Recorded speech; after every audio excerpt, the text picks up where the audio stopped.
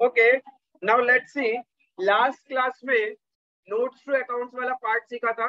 Today we will understand कि shares को कैसे कैसे इश्यू कर सकता है, किस कंडीशन में, and what will be the accounting entries.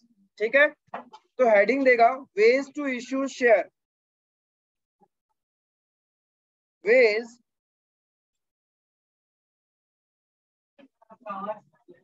To issue shares.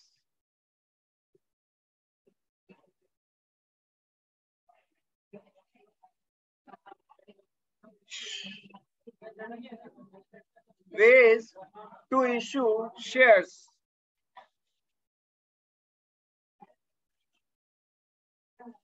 Now देखो, अपने को शेयर्स इश्यू करना है. ठीक है, शेयर्स कैसे इश्यू करता है वो देख ले कि प्रोस्पेक्टस आएगा, एप्लीकेशन, अलॉटमेंट, वो सब होता है. देन कंपनी क्यों शेयर्स इश्यू करती है, किस टाइप का कंपनी होता है, वो सारा चीज पढ़ा. शेयर्स कितना तरीके का होता है, इक्विटी, प्रेफरेंस. नाउ हम लोग को शेयर्स इश्यू करना है. कैसे कैसे आप अपनी कंपनी का शेयर्स इश्यू कर सकता है. ठीक है, shares can be issued either for cash और for consideration other than cash. क्या होगा, या तो हम शेयर्स इश्यू करेगा तो हमारे पास पैसा आएगा, या फिर क्या होगा, शेयर्स इश्यू करेगा कोई ना कोई सामान या एसेट आएगा. क्लियर है? तो shares can be issued for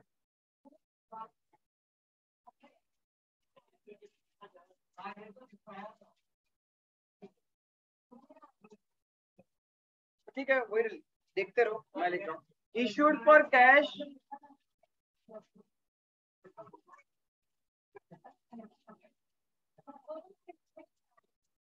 issued for consideration other than cash. अरे कोई बात नहीं, जिसने लिख के रखा वेल एंड गुड, नहीं लिख के रखा भी लिख लो, बट शांति से रहो. ठीक है, shares can B issued for cash और shares can be issued for consideration other than cash. अब ये जो कैश वाला पार्ट है ना, अब कैश में भी हम लोग अलग अलग लोगों को दे सकते हैं. जैसे कि पब्लिक को, shares can be issued for cash to public. If आप पब्लिक को देते हो तो उसको अपन क्या बोलता है, आईपीओ, इनिशियल पब्लिक ऑफर. ठीक है,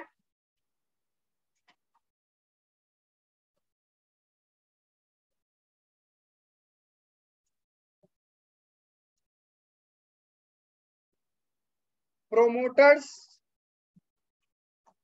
प्रोमोटर्स का मतलब फाउंडर्स ऑफ द कंपनी. ठीक है, उनको हम लोग क्या कर रहे हैं, डायरेक्टली दे रहे हैं. उनको तो ऑफर करने का जरूरत नहीं है ना, डायरेक्ट हम क्या कर रहे हैं, शेयर्स दे रहे हैं और उनसे पैसा ले रहे हैं. प्रोमोटर्स बोले तो फाउंडर्स. हाँ, इसीलिए तो फिर से लिख रहा है. हाँ हाँ, प्राइवेट प्लेसमेंट भी आएगा. हाँ, प्राइवेट प्लेसमेंट भी आएगा अलग से. हाँ, और क्या है, private placement. Now what do you mean by private placement? देखो, यस, जान पहचान वालों, जैसे कि सपोज आपने क्या किया, एक बहुत बड़ा रेसिडेंशियल बिल्डिंग बना रहे हो आप, एक बहुत बड़ा प्रोजेक्ट बना रहे हो, राइट? अब रेसिडेंशियल बिल्डिंग जो आप बना रहे हो, आप चाहते हो कि आपका बिल्डिंग का हर एक फ्लैट सेल होना चाहिए. अब एक बात बताओ, फ्लैट सेल कैसे होगा? कुछ होगा जहां पे हम पब्लिक को इनवाइट करेंगे, जिसको खरीदना है खरीदो. और कुछ क्या करते हैं अपन, अपने ही जान पहचान वालों को डायरेक्ट जाके बोलते हैं और बोलते हैं कि आप लोग खरीदो, right? That is private placement. यानी कंपनी क्या करेगी, डायरेक्ट बड़े बड़े फ्रेंड्स, रिलेटिव्स, एनआरआईज, उन लोग को डायरेक्टली सेल कर देगी. ठीक है, उसको बोलते हैं अपन प्राइवेट प्लेसमेंट. यानी तुम लोग इधर लिख सकते हो, sold to or given to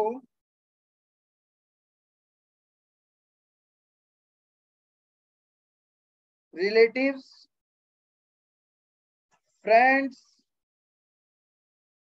NRIs, etc. ठीक है, उसको अपन बोलता है प्राइवेट प्लेसमेंट. इन सब में क्या होगा, कंपनी के पास पैसा आएगा, right? Whereas consideration other than cash, क्या कंपनी के बैंक अकाउंट में पैसा आएगा क्या? नहीं आएगा. सिर्फ क्या होगा, कुछ ना कुछ एसेट्स आएगा, राइट। अब ये दो कंडीशन हो सकता है इसके अंदर,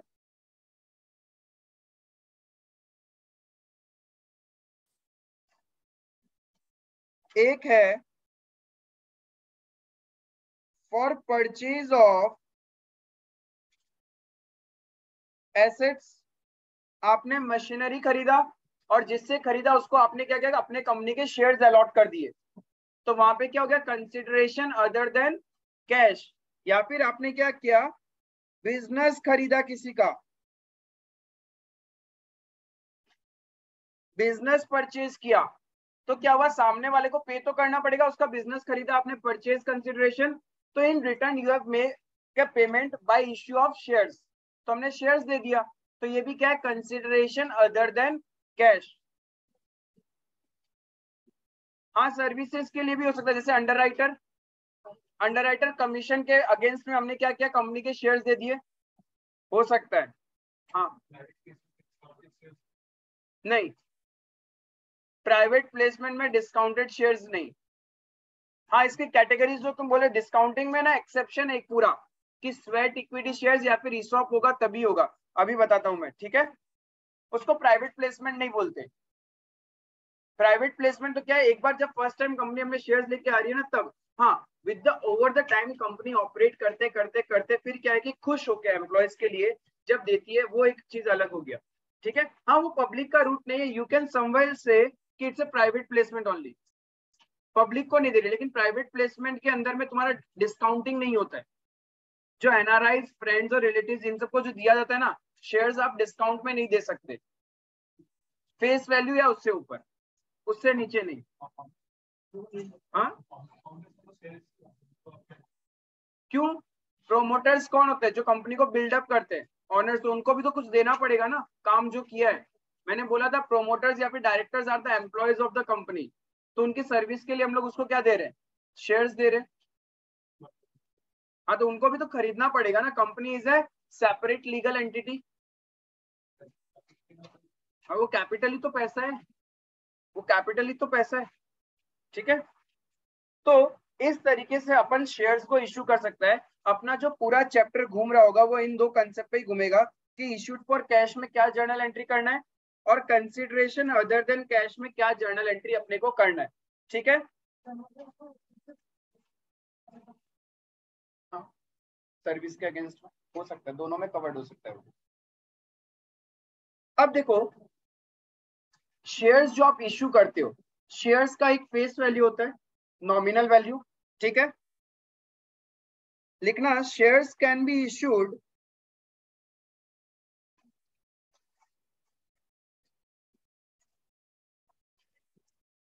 shares can be issued for, कैसे आप शेयर्स को बेच सकते हो, ठीक है। Shares can be issued at, forward word use करना, shares can be issued at, कितने कितने रुपए में आप अपने कंपनी के शेयर्स को इश्यू कर सकते हो, ठीक है। Shares can be issued at number 1 par,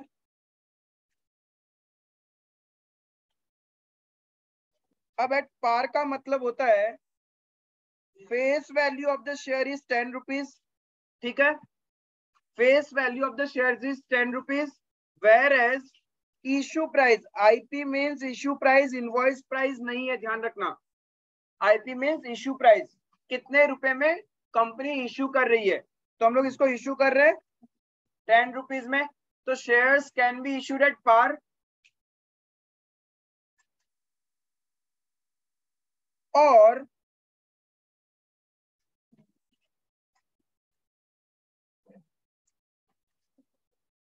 at premium.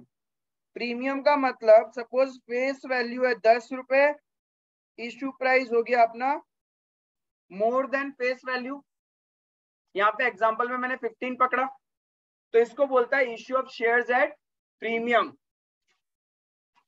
फिर तुम लोग का मन में आना चाहिए, तो भैया क्या ये भी हो सकता है और एट डिस्काउंट,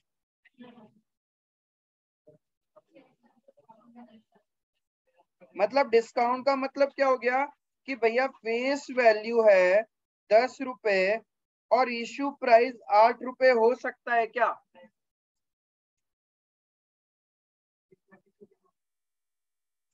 कभी भी नहीं।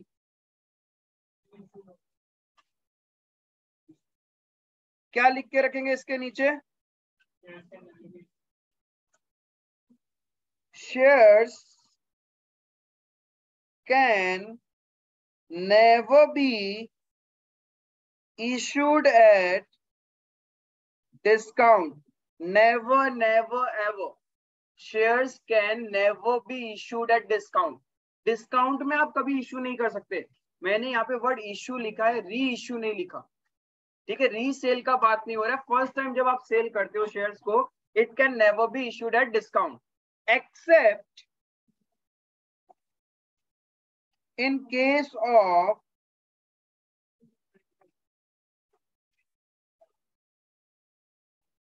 sweat equity shares. Except in case of sweat equity shares. Reissue तो डिस्काउंट हो सकता है क्या?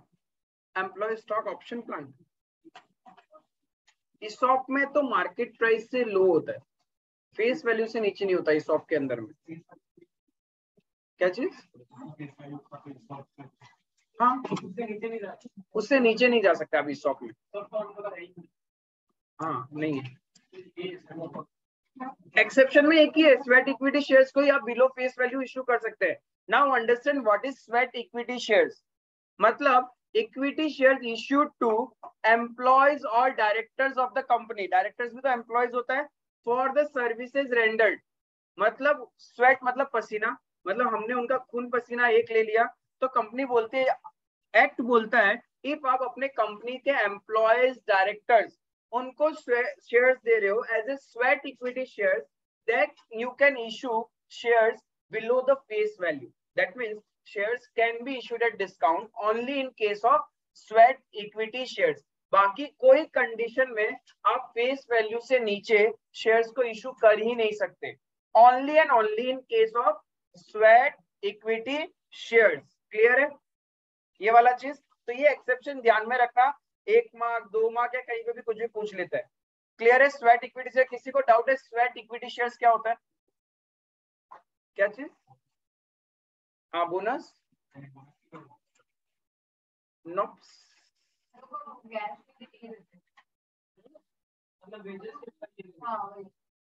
हाँ हाँ दे सकता है, उसी के अगेंस्ट में भी दे सकता है।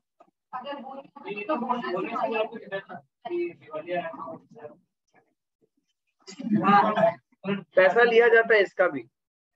स्वेट इक्विटी शेयर्स इशू करके भी कंपनी एम्प्लॉयज वगैरह से पैसा लेता है। हाँ डिस्काउंट में देखिए, बोनस नहीं, कंपनी के लिए लॉस है।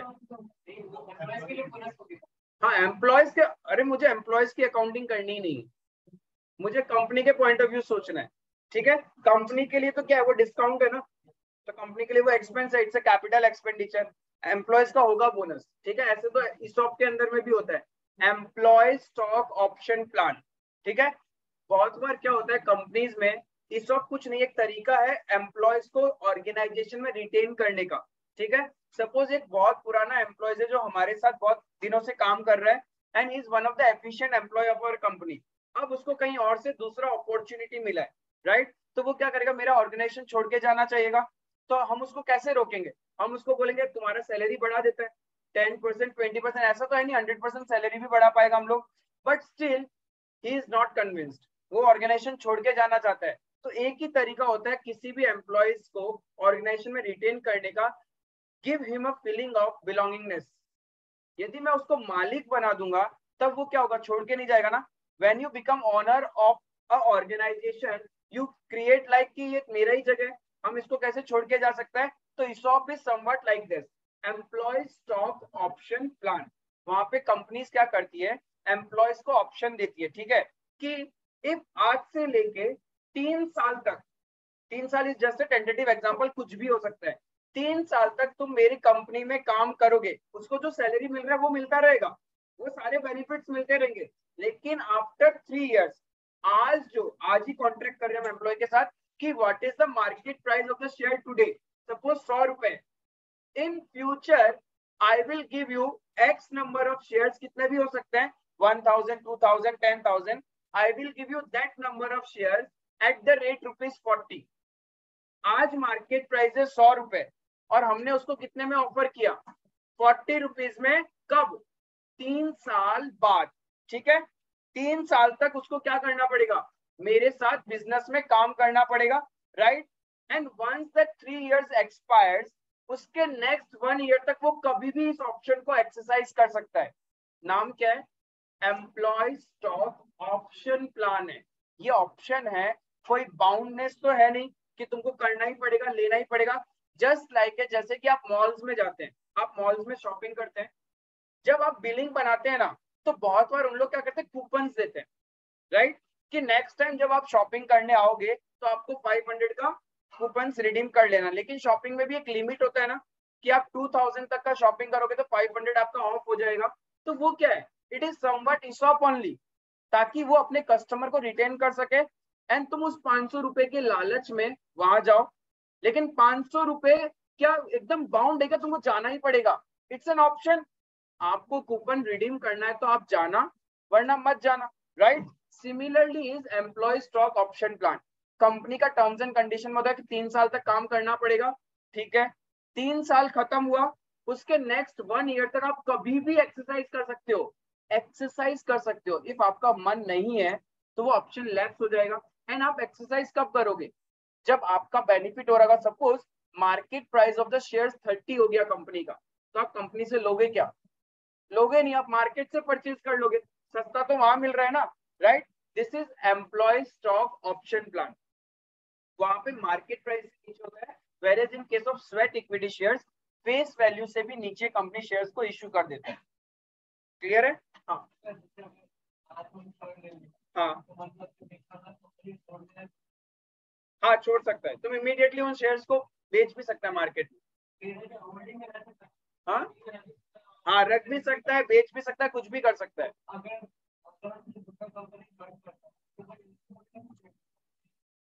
अरे तुमने 3 साल काम किया ना, तो मैंने तुम्हारा 3 साल इतना खून जूस लिया होगा कि वो पैसा रिकवर हो गया मेरा। जितना डिस्काउंटेड वैल्यू में मैं तुमको शेयर इशू कर रहा हूँ ना, उतना रुपए का मैंने तुमसे सर्विस ले लिया होगा। ठीक है, एम्प्लॉय स्टॉक ऑप्शन प्लान बोल के पूरा एक चैप्टर है, आपको आगे हायर लेवल में मिलेगा।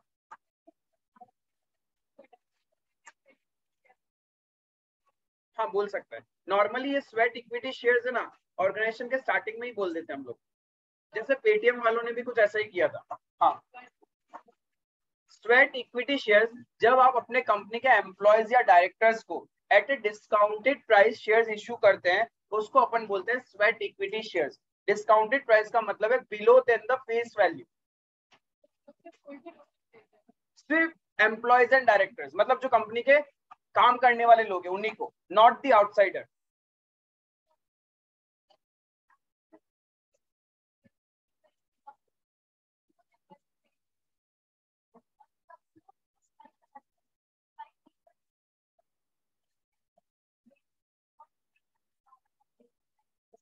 लोअर देन फेस वैल्यू बेच ही नहीं पाएंगे ना, कंपनी ने इशू किया lower than face value, but उस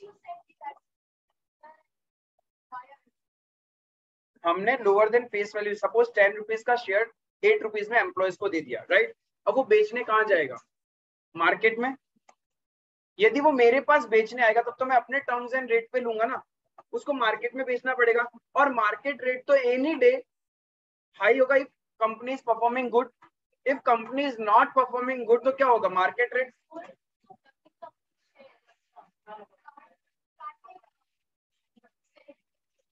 उससे होगा क्या, मतलब मेरे कंपनी का कंट्रोल तुम बोल रही हो किसी और के पास ट्रांसफर कर देंगे उस तरीके से। हाँ, कर सकते हैं यदि वो, हाँ डाइल्यूशन कर सकते हैं यदि उनके पास उतना बंच ऑफ शेयर्स है तो, यस दे कैन डू। हाँ, कर सकते हैं, बट उतना बंच ऑफ शेयर्स होना भी पड़ेगा, कंपनी उतने शेयर्स इश्यू करती है। जब तुम बहुत हायर लेवल में पढ़ोगे ना, तब पता चलेगा इनिशियल पब्लिक ऑफर बहुत कम परसेंटेज का होता है। मेजोरिटी ऑफ द शेयर, वही कंपनी अच्छी है जहाँ पे मेजोरिटी ऑफ द शेयर्स उसके प्रोमोटर्स के पास में। जिस कंपनीज में शेयर्स प्रोमोटर्स के पास ज्यादा होल्डिंग होता है वही कंपनी सबसे बेस्ट है। यानी जहाँ पे कंपनी के प्रोमोटर्स के पास बहुत कम शेयर्स है और पब्लिक के पास सबसे ज्यादा है ना, यानी वो कंपनी कभी भी हवा हवाई हो सकती है, बिकॉज वहां के मालिक को टेंशन ही नहीं है, क्योंकि पैसा उनका नहीं डूबेगा, किसका डूबेगा, पब्लिक का डूबेगा। क्लियर है? सैलरी के अगेंस्ट में स्वेट इक्विटी शेयर्स नॉर्मली तो नहीं देते। स्वेट इक्विटी शेयर्स एक नाम का शेयर्स है जहां पे पैसा लिया जाता है। सैलरी के अगेंस्ट में शेयर्स क्यों देगा स्वेट इक्विटी, डिस्काउंट में क्यों देंगे? वो तो जितना सैलरी है उतना रुपए का शेयर्स लेगा ना, उसमें कंपनी डबल डबल लॉस क्यों करेगा? सैलरी भी देगा प्लस ये भी कैपिटल लॉस, तो दो दो लॉस हो गया ना। ऐसा कंपनी नहीं करेगा, जितना सैलरी है उतना ही नंबर ऑफ शेयर्स मिलेगा। क्या चीज? कंपनी कभी इश्यू नहीं करेगा, never ever.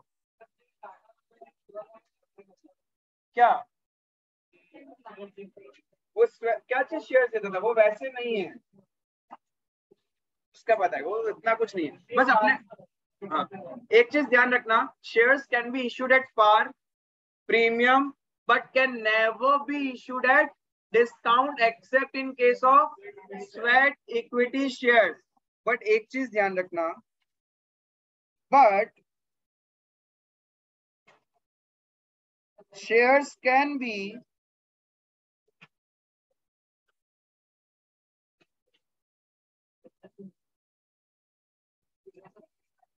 reissued at discount।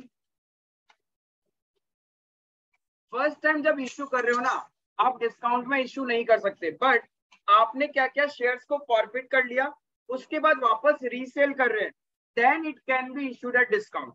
Shares can be reissued at discount but shares can never be issued at discount, ये ध्यान रखना है, ठीक है? And maximum discount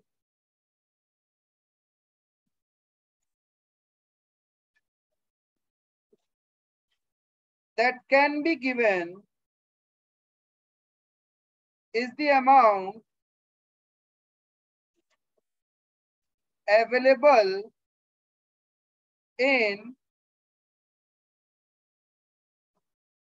share forfeiture account।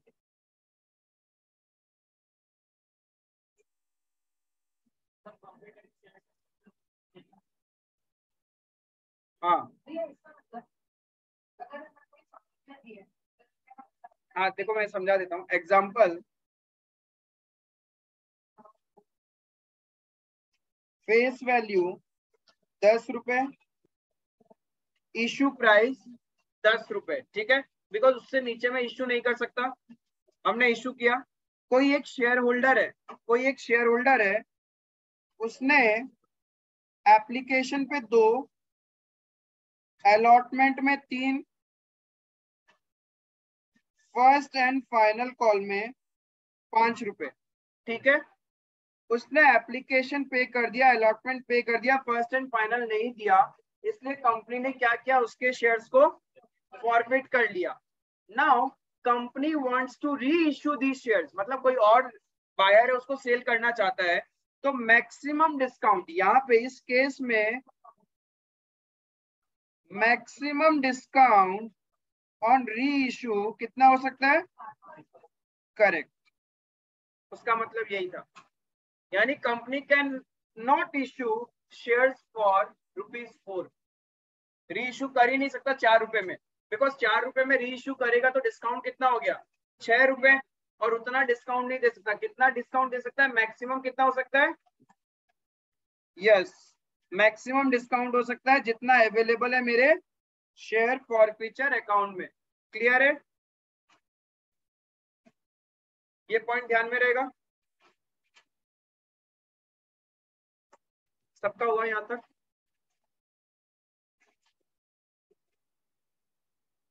issue of shares at par।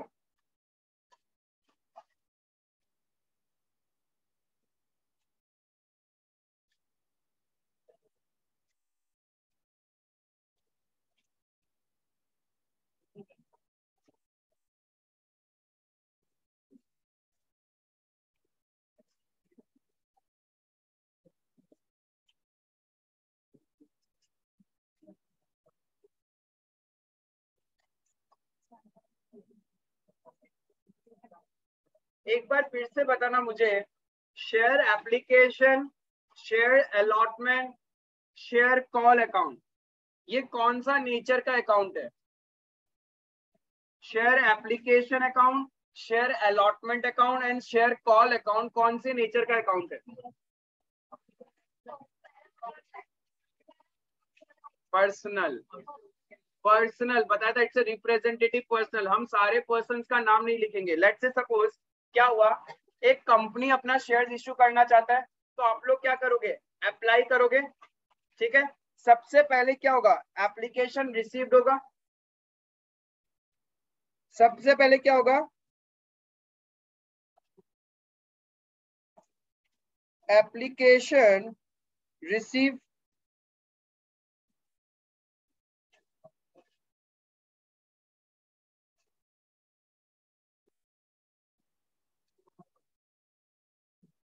Application receive होगा। तो जब company को एप्लीकेशन रिसीव होगा तो कंपनी क्या एंट्री करेगा? कंपनी के पास पैसा आएगा, राइट। एंड कंपनी किसको क्रेडिट करेगा? जो लोग उसको पैसा दे रहे हैं। तो एक बात सोचो, कंपनी के पास जब ये एप्लीकेशन आती है, इसमें हजारों लाखों लोग होते हैं, तो कंपनी का सबके नाम क्रेडिट करता रहेगा क्या? उन सबको मिला के एक नाम बनाएगा, उसको अपन बोलता है शेयर एप्लीकेशन अकाउंट। क्लियर है? सारे के सारे पर्सन्स जिन्होंने अप्लाई किया है, उन सबको इकट्ठा हम लोग बोलते हैं share application account. So share application is a personal nature account. Clear है? तो कंपनी क्या करेगा? टू शेयर, कोई बता सकता है इसमें कौन सा अकाउंटिंग रूल लगा है?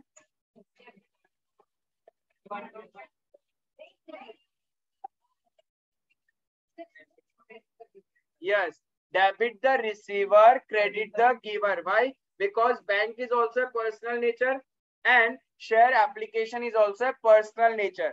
और सारे के सारे personal nature पे debit the receiver and credit the giver का रूल लगता है.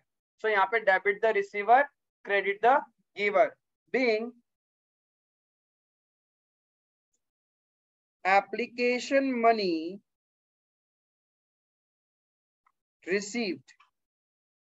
अब एक चीज ध्यान देना, जब सबसे पहला एंट्री यही होगा हमेशा।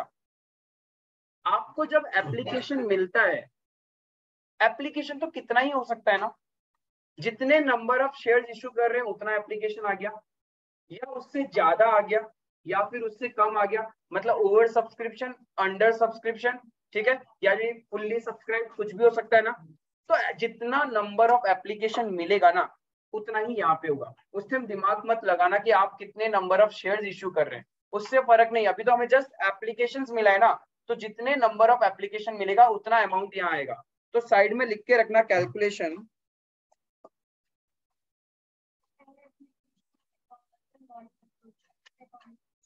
इट्स एन, अभी तो लाइबिलिटी है, लाइबिलिटी है, बिकॉज इन्होंने मुझे पैसा दिया है ना। या तो मुझे क्या करना है, इनको वापस रिटर्न करना है मनी, या फिर इनको शेयर्स अलॉट करना है। ठीक है। Number of application received multiplied application amount. जितना नंबर ऑफ एप्लीकेशन मिलेगा मल्टीप्लाई बाय एप्लीकेशन पे कितना रुपए देना था। सपोज 2 रुपए देना था तो 2 रुपए होगा ना।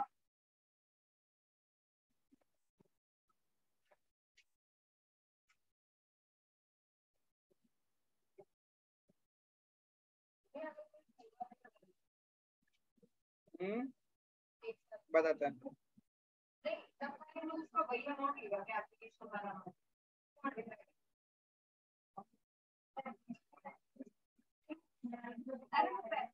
बैंक में तो पूरा है, तो फिर वो ऐड हो जाएगा ना उसमें।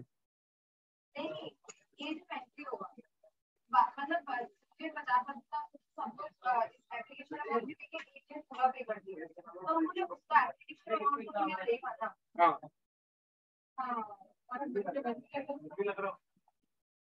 ये चीज क्लियर है क्या? एप्लीकेशन रिसीव करने का एंट्री क्लियर है क्या?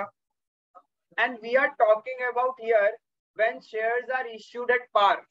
Issued at par का मतलब फेस वैल्यू 10, इशू प्राइस, हम लोग इसका बात कर रहे हैं, ठीक है।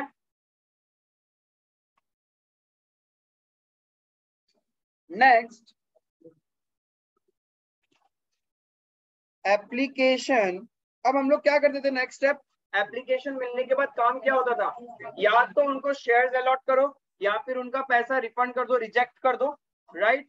तो application transfer entry, next entry होगा मेरा एप्लीकेशन ट्रांसफर एंट्री।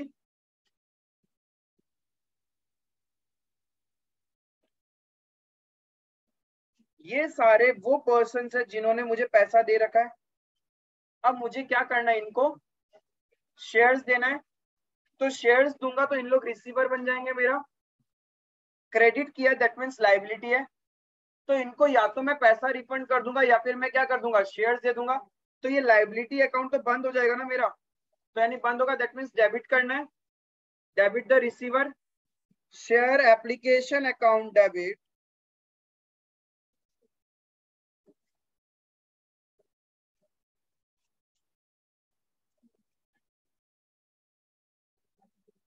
ठीक है।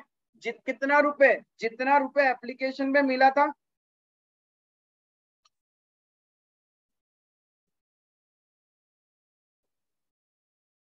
मनी रिसीव्ड ऑन एप्लीकेशन, उस पूरे का हिसाब करना अभी अपने को। जब आप उनको शेयर्स दे दोगे तो वो क्या बन जाएंगे, कंपनी के शेयर होल्डर, मतलब मालिक। और मालिक को क्या नाम से बुलाते हैं अपन, कैपिटल। और कंपनी के केस में क्या होगा, शेयर कैपिटल, ठीक है। And that share capital becomes the liability for the company, इसलिए क्या होगा, वो credit to share capital account, ठीक है। ये किस वैल्यू से आएगा, number of shares allotted multiply face value on, ऐसा भी तो हो सकता है 2+1 हो, बट जब कैपिटल आएगा तो हमने मां कसम खाया था क्या लेंगे, सिर्फ और सिर्फ फेस वैल्यू। क्लियर है। अरे ये पार है लेकिन आगे चल के तो आएगा नहीं। हाँ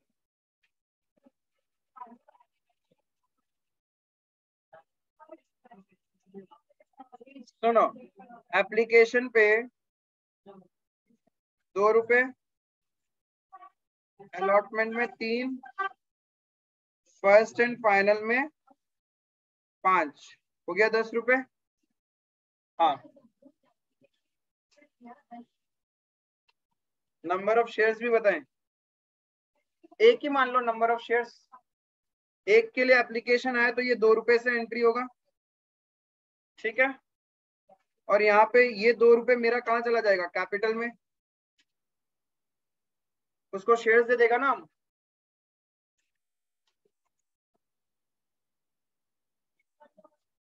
हाँ, इफ एक्सेस एप्लीकेशन मनी आया है आपके पास में, ठीक है। If number of applications are more than the number of shares to be issued, suppose आप इशू कर रहे हो 10,000 और एप्लीकेशन आया है 15,000, तो वो एक्स्ट्रा 5,000 का तो क्या करना पड़ेगा, रिफंड करना पड़ेगा ना। तो यानी debit the receiver, credit the giver to bank करके हम लोग क्या करेगा, रिफंड कर देगा। जिन्होंने एक्स्ट्रा पैसा दिया था पहले तो कंपनी ने ले लिया उससे, बैंक टू शेयर एप्लीकेशन, ठीक है। सपोज यहाँ पे ये मिस्टर ए है, बैंक टू ए कर दिया। इफ यदि इस ए को हम शेयर्स अलॉट नहीं कर रहे तो बैंक वापस कंपनी को क्या करना पड़ेगा, ए डेबिट टू बैंक। तो यहाँ पे ए का नाम क्या है, यही है, टू बैंक। क्लियर है।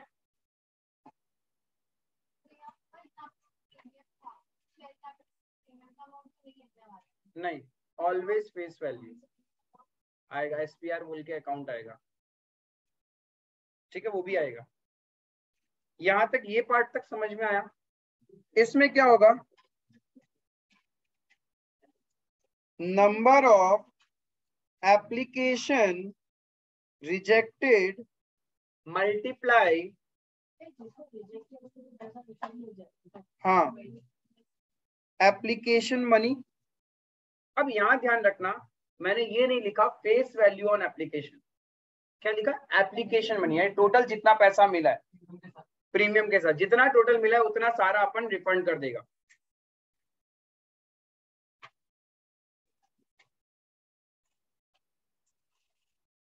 नरेशन आ जाएगा बीइंग, हाँ तभी तो रिफंड कर रहे हैं, ओवर सब्सक्रिप्शन का ही तो प्रो राटा थोड़ा ज्यादा हो जाएगा, एक ही बार में सब बता दिया तो, हाँ हाँ वो आगे जा सकता है, आएगा आगे बता दूंगा, वो प्रो राटा के टाइम बताऊंगा मैं, अभी थोड़ा बेसिक्स कर लेते हैं धीरे धीरे। हाँ सब कुछ है, 110% है, सब कुछ एक एक करके सारे तार खुलेंगे। Being application money transferred and excess refunded, चाहो तो and excess refunded,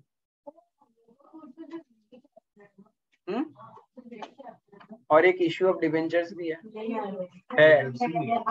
redemption of debenture नहीं है, इश्यू ऑफ डिबेंचर है।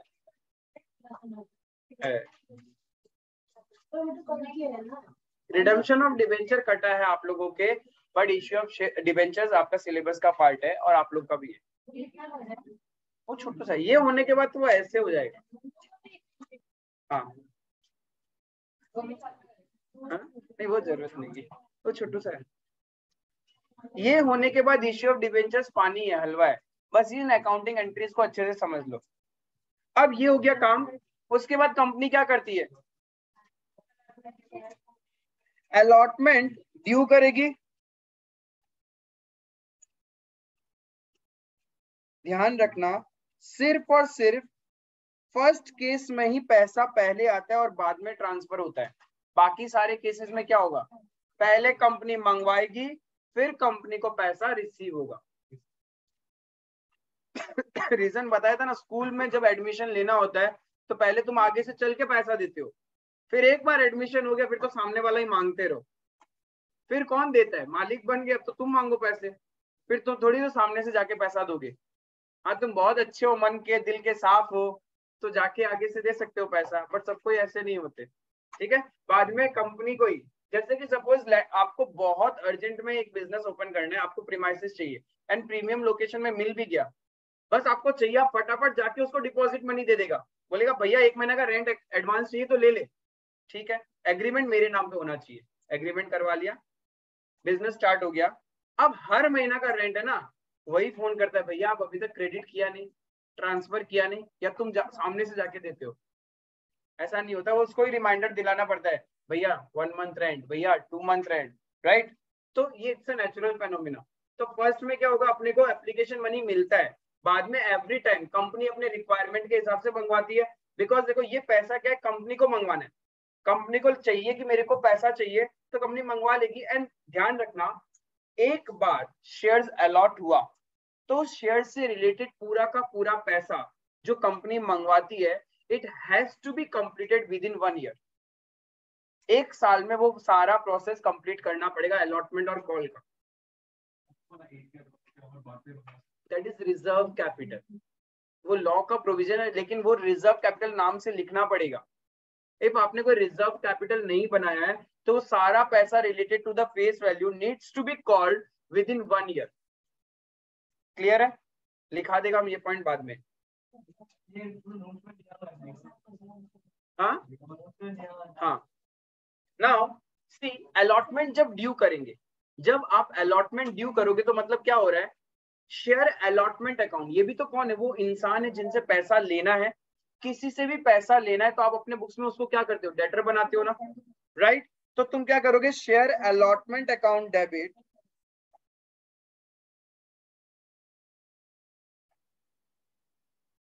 शेयर अलॉटमेंट अकाउंट डेबिट, पैसा ड्यू किया अलॉटमेंट का, जितना पैसा आप उनसे मंगवाओगे उतने रुपीस के ही तो वो क्या बन जाएगा, कंपनी में ऑनर बनते जाएंगे ना, उनका कैपिटल और इंक्रीज हो जाएगा।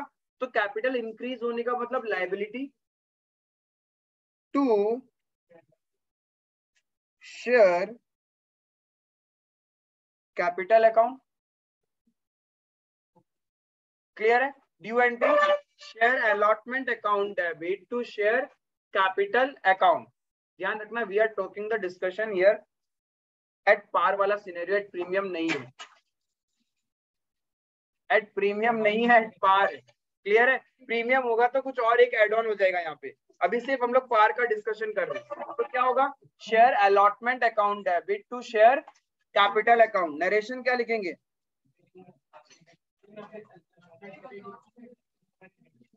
being allotment money,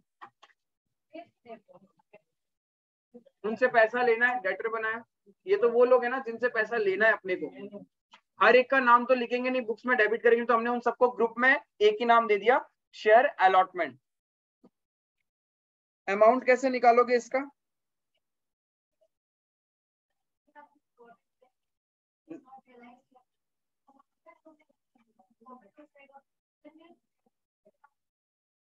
फॉरफीचर में वही होने वाला, reversal of the capital. Number of shares issued multiply allotment money. जितना नंबर ऑफ शेयर इश्यू किया multiply by the allotment money, तो आपको पता चल जाएगा अलॉटमेंट में कितना पैसा लेके आना है।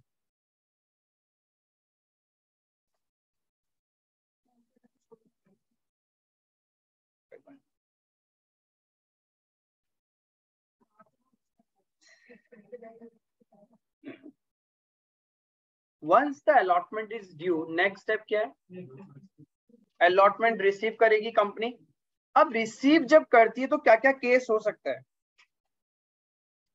ऐसा भी तो हो सकता है सारे लोग पैसा नहीं दे, कुछ लोग अलॉटमेंट का पैसा नहीं दे, ऐसा भी हो सकता है। ऐसा भी हो सकता है कुछ लोग अलॉटमेंट के साथ फर्स्ट एंड फाइनल कॉल का पैसा भी दे दे, सारा सिचुएशन पॉसिबल है। कुछ लोग होंगे जो सिर्फ अलॉटमेंट का ही पैसा देगा, जितना मंगवाया उतना देगा। कुछ लोग होंगे वो भी नहीं देंगे। कुछ लोग होंगे वो क्या करेंगे, अलॉटमेंट के साथ फर्स्ट एंड फाइनल कॉल का भी दे सकते हैं ना, ये तीनों सिनेरियो पॉसिबल है। तो मेरा एंट्री क्या होगा, बैंक में पैसा आएगा कंपनी का, अलॉटमेंट रिसीव्ड एंट्री। अलॉटमेंट जब रिसीव्ड होगा तब क्या करेंगे, बैंक में पैसा आएगा।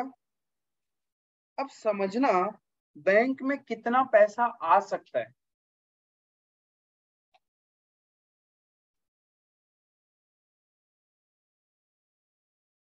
अलॉटमेंट जितना ड्यू किया उसमें से जो लोग नहीं दे रहे वो तो क्या हो जाएगा, माइनस हो जाएगा ना, उतना बैंक में आएगा क्या,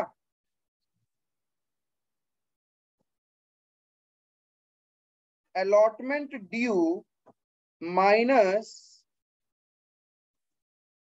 कॉल्स इन एरियर, यानी जिन्होंने नहीं दिया क्या वो बैंक में आएगा क्या। कुछ लोग ये भी तो हो सकता है फर्स्ट एंड फाइनल कॉल का दे दे, बट वो तो बैंक में आएगा। अलॉटमेंट के साथ यदि फर्स्ट एंड फाइनल कॉल का दे देगा तो वो तो बैंक में तो आएगा ना। तो प्लस कॉल्स इन एडवांस, हाँ खुलेगा। इतना समझ में आया, इतना बैंक में पैसा आ गया। जो पैसा नहीं आया उसको हम लोग क्या बोलते हैं, उम्मीद, फ्यूचर में मिलेगा। तो अलग से एक उम्मीद अकाउंट खोल सकते हैं हम लोग चाहे तो, ठीक है। तो उसको अपन क्या बोलते हैं, calls in arrear account debit. जितना एरियर किया है एसेट है ये मेरे लिए, फ्यूचर में इनसे पैसा मिलना है। टू, जिन जिन लोगों से मिलना था उन्होंने दिया होगा, credit the giver to share allotment account. और कुछ कुछ लोगों ने तो क्या कर दिया, एडवांस में पे कर दिया। Advance is a liability for the company, तो उसको अपन बोलते हैं टू कॉल्स इन एडवांस।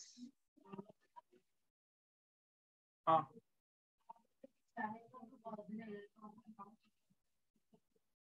तब वो शेयर अलॉटमेंट अकाउंट तुम्हारा डेबिट बैलेंस आएगा।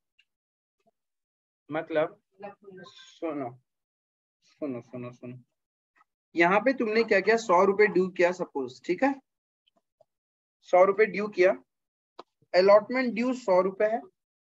कुछ लोग हैं जिन्होंने अपना 20 रुपए दिया नहीं, बाकी सबने दे दिया अपना रुपए, और कुछ ने क्या किया, अपना 40 रुपए आगे का भी दे दिया। तो मेरे बैंक में टोटल कितना आया, 120। अब मैं calls in arrear account open नहीं करना चाहता, ठीक है, नहीं करूंगा इसको।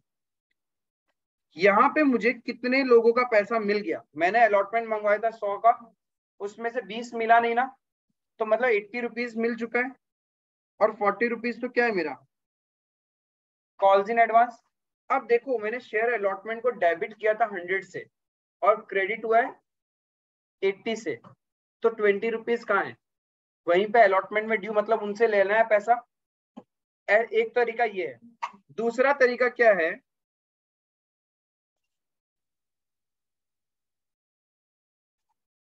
ये था, आप क्या करोगी, यहाँ पे 120 एक अलग से अकाउंट खोलोगी कॉल्स इन एरियर, और इसको अलॉटमेंट को पूरा बंद कर दोगी। हाँ, या तो अलॉटमेंट में ही पड़ा रहेगा, या फिर उसकी जगह हम लोग calls in arrear account open कर सकते हैं। दो तरीका होता है। इफ कोई एरियर करता है तो आप चाहो तो calls in arrear account open करो, नहीं तो उसी अकाउंट में रहने दो जिससे पैसा लेना था। यही तो वो इंसान है जिनसे पैसा लेना था, उन्हीं का मैंने क्या किया, नाम से नया अकाउंट ओपन कर दिया। वो अकाउंट पूरा का पूरा क्लोज करके हम लोग क्या करते हैं, एक नया अकाउंट ओपन कर लेते हैं। ऐसा क्यों करते हैं, so that we can easily calculate the interest. Interest calculation में थोड़ा इजी हो जाए, इसलिए ऐसा करते हैं, ठीक है।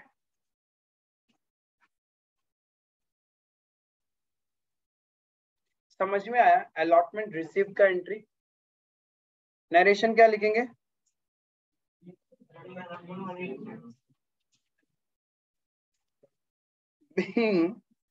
Allotment money receive. देखो, एग्जाम पॉइंट ऑफ व्यू से इतना सा लिख के आ जाना बहुत है, नरेशन बनाने में बड़ा बन जाएगा कि कॉल्स इन एरियर का भी कहानी लिखो, कॉल्स इन एडवांस का कहानी भी लिखो, बट एग्जाम में आपके पास इतना टाइम होगा नहीं।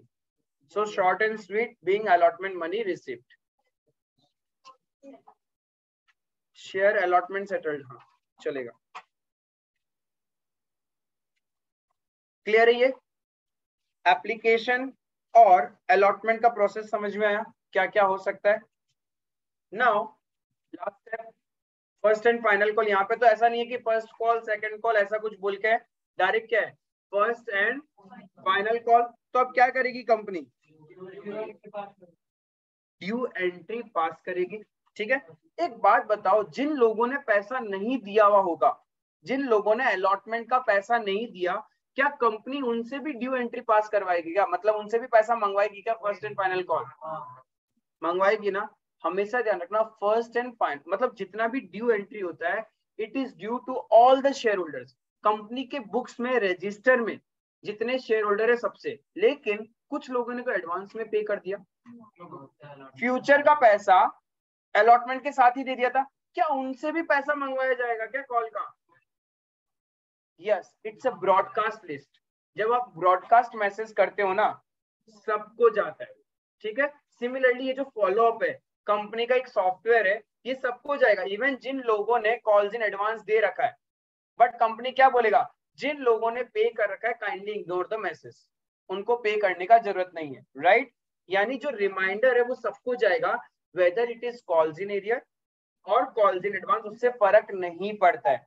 लेकिन एक बात बताओ, बाय चांस कंपनी ने शेयर्स फॉरफिट कर लिए होते, अलॉटमेंट में किसी ने पैसा नहीं दिया और इमीडिएटली कंपनी उसके शेयर्स फॉरफिट कर ले, क्या अब उस पर्सन को भी कॉल का रिमाइंडर जाएगा क्या।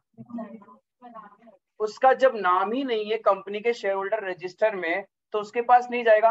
ओनली एंड ओनली उन लोगों के पास रिमाइंडर जाता है ड्यू एंट्री का, मतलब पैसा ड्यू हुआ है, जिसका नाम मेरे शेयर होल्डर रजिस्टर में है। इफ हमने रजिस्टर से नाम ही डिलीट कर दिया, मतलब उसका सारा कॉन्टेक्ट सब हट चुका है, मतलब ब्रॉडकास्ट लिस्ट से जब वो निकल ही चुका है तो मैसेज उसके पास नहीं जाएगा। क्लियर है ये वाला चीज? तो ये ध्यान रखना, बहुत बार कंफ्यूजन होता है जब अपन ड्यू एंट्री पास करते हैं कि जिन लोगों से एडवांस मिल गया उसको कंसिडर नहीं करते, उनको भी कंसिडर करोगे while passing the due entry. Clear है ये चीज? So first and final call due करेंगे अभी। कॉल मनी, हाँ सेकंड कॉल होता तो सेम ही होता, फर्स्ट कॉल की जगह वर्ड यूज करते हैं second call, second and final. Doubt? So क्या होगा, अब हमें कॉल मनी ड्यू करना है, यानी फिर से सारी वो शेयर होल्डर्स, उनको मुझे क्या करना है, डेटर्स बनाना है, पर्सनल नेचर है, तो उनको डेटर्स क्या नाम से बनाएंगे यहाँ पे, first and final call account debit, उनका नाम ही यही रख देंगे, और जितना मंगवाएंगे उतने से ही वो क्या बन जाएंगे कंपनी में, और मालिक बन जाएंगे ना, तो उनका शेयर कैपिटल इंक्रीज हो जाएगा to share capital account. Clear है ये वाला चीज? बीइंग कॉल मनी ड्यू या first and final call money due, बात एक ही है। Share capital is a personal nature, it's a liability. Share capital, capital कौन होता था, मालिक, तो मालिक इज अ पर्सन। यहाँ पे शेयर कैपिटल किसको बोला जा रहा है, शेयर होल्डर्स को, शेयर होल्डर्स के मनी को शेयर कैपिटल बोला जा रहा है, तो share holders are the existing person. So ये भी मेरा personal nature. Each and every liability in a business is a personal nature. चाहे कोई भी लाइबिलिटी हो, वो हमेशा पर्सनल नेचर ही होगा, चाहे वो अब नेचुरल हो, चाहे आर्टिफिशियल हो, चाहे वो रिप्रेजेंटेटिव हो, ये ध्यान रखना। तो कॉल मनी ड्यू कर लिया, कितने से कॉल मनी ड्यू करेंगे, नंबर ऑफ शेयर्स इशूड, ये ध्यान रखना। लेकिन यदि आपने बाय चांस किसी को फॉरफिट कर लिया है तो वो इस नंबर्स में काउंट नहीं होंगे, बिकॉज आपने क्या किया है, उनका नाम अपने रजिस्टर से स्ट्राइक ऑफ कर दिया, तो उनके पास रिमाइंडर जाएगा ही नहीं। तो ओनली दोज शेयर होल्डर जिसका नाम आपके रजिस्टर में है, उन्हीं के पास रिमाइंडर जाएगा। हाँ तब आएगा, हाँ तब यहाँ पे ड्यू करेंगे उसका पैसा, कोई जरूरी नहीं है। आपने अलॉटमेंट में फॉरफिट किया, उसी टाइम री इशू कर दिया, आपने कॉल के टाइम फॉरफिट किया, उसी टाइम कभी भी कर सकते हैं री इशू। तो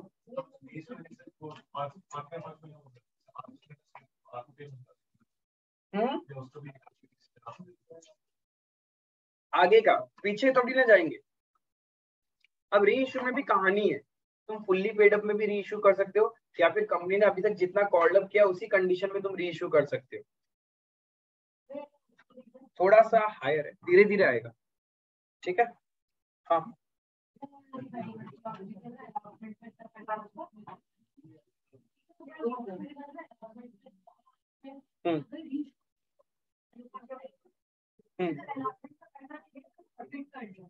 और इमीडिएटली हमने उसको री इशू भी कर दिया।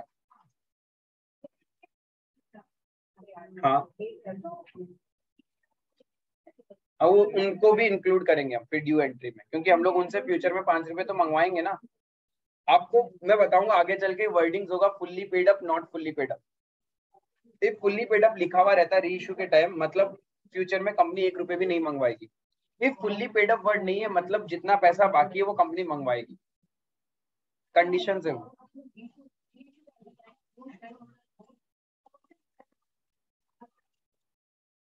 ऐसे कैसे नहीं, ऐसा नहीं हो सकता, नहीं, वो जितना है उतना ही मंगवाना पड़ेगा, वो एग्जैक्ट अमाउंट सेम होगा सबके लिए।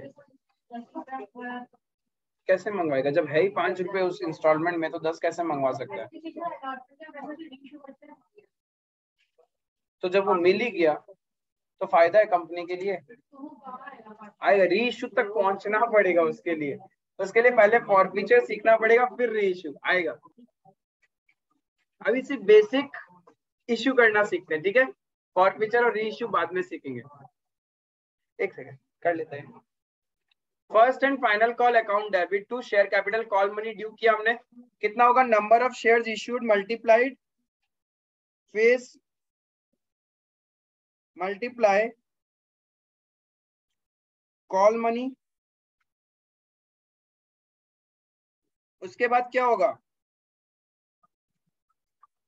कॉल मनी रिसीव होगा अपने को,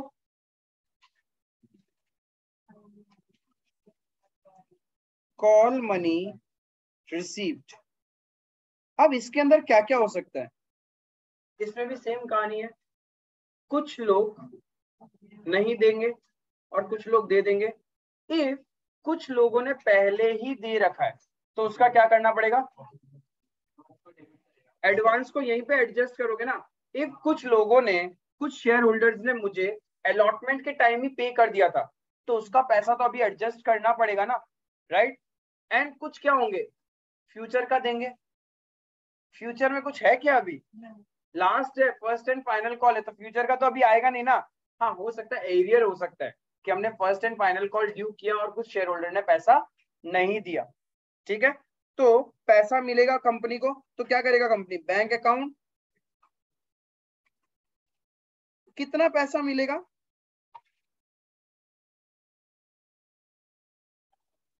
कॉल ड्यू जितने से किया था उसमें सिर्फ कुछ एरियर है तो वो तो नहीं मिलेगा ना। क्यों नहीं हो सकता, क्यों नहीं हो सकता, उसने नहीं दिया फर्स्ट एंड, अरे फर्स्ट एंड फाइनल कॉल का नहीं दिया किसी ने पैसा, ऐसा क्यों नहीं हो सकता।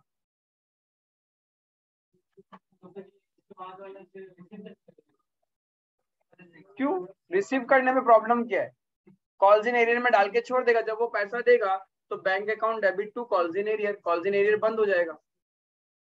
क्लियर है, कॉल ड्यू किया माइनस जिन लोगों ने नहीं दिया वो तो बैंक अकाउंट में नहीं आएगा, प्लस वो पैसा भी तो बैंक में नहीं आएगा जिन्होंने ऑलरेडी एडवांस दे रखा है, तो माइनस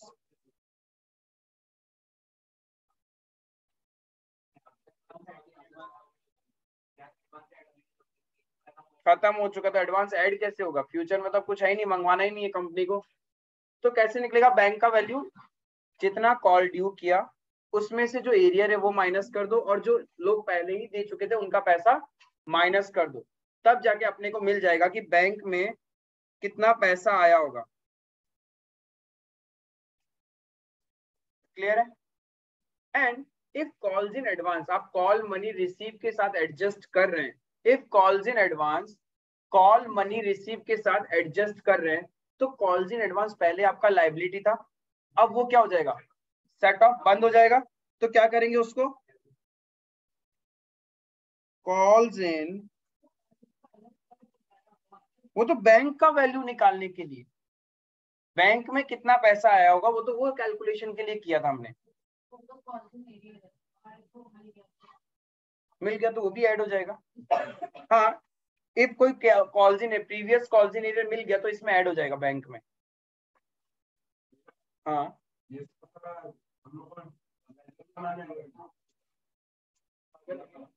सिर्फ जर्नल एंट्री,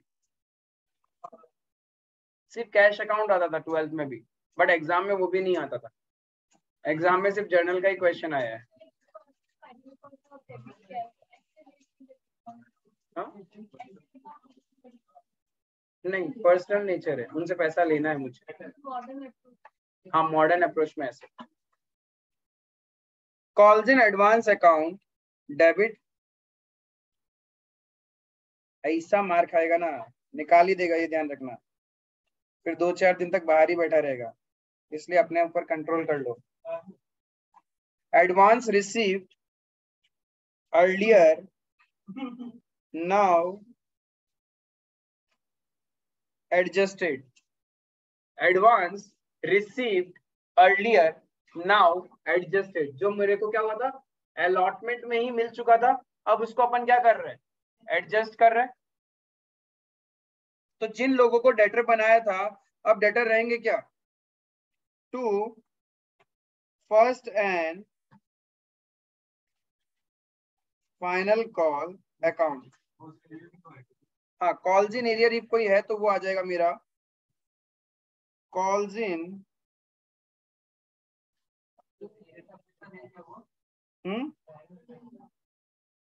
नॉर्मली उतना वो नहीं मिलता कि एरियर का वो पैसा, हाँ वो ऐड हो जाएगा बैंक में, फिर कॉल्स इन एरियर क्रेडिट भी होगा।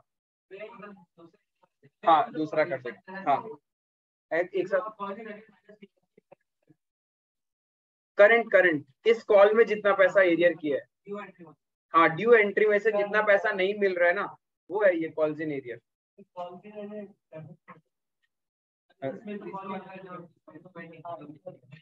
पर्सनल नेचर के तरीके तो ट्रीट कर रहे हैं, कॉल्स इन एरियर को एसेट बनाया, पैसा लेना है फ्यूचर में। विंग कॉल मनी रिसीव्ड,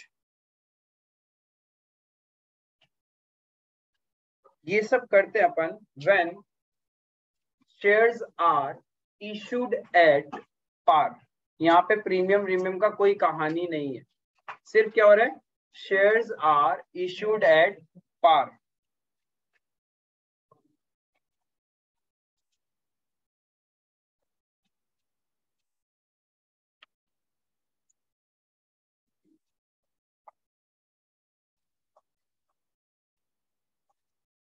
लिख लिया सब, एग्जाम्पल लेना।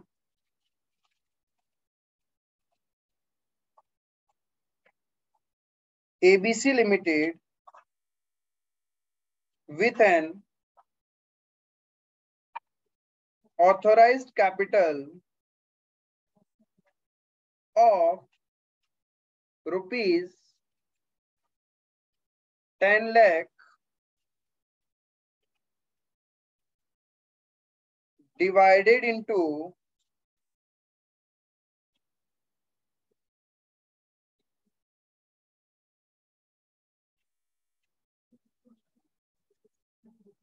shares of rupees 10 each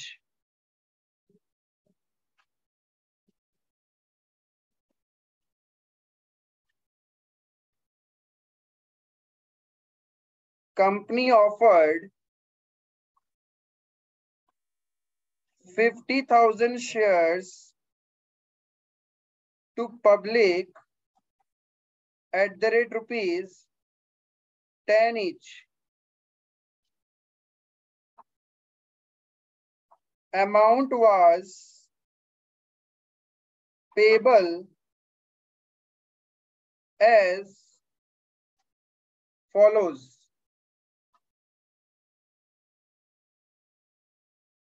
With application 3 rupees,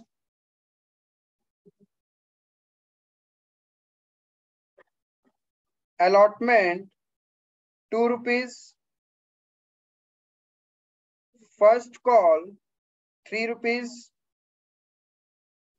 final call 2 rupees. कुछ भी कर लो, final call, second and final लिख दो या फाइनल लिख दो, बात एक ही है, फर्स्ट के बाद तो सेकंड ही होगा, ठीक है।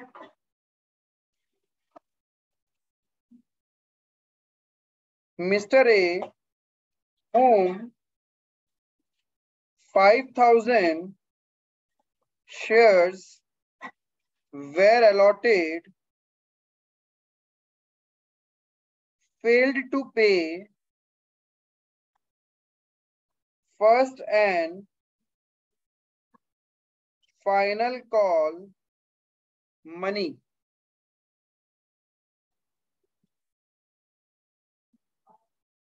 Mr. A, to whom 5,000 shares were allotted, failed to pay first and final call money. Mr. B, to whom 3,000 shares were allotted, paid the entire amount along with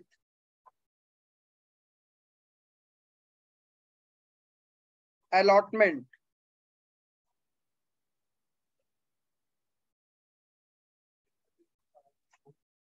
नहीं, मिस्टर बी, एक ऐसा example जिससे सब कुछ covered हो जाएगा। Mister B to whom 3000 shares were allotted paid the entire amount along with allotment.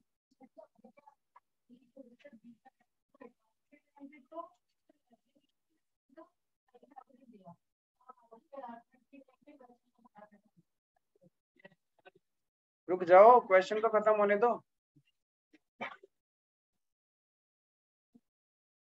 Company received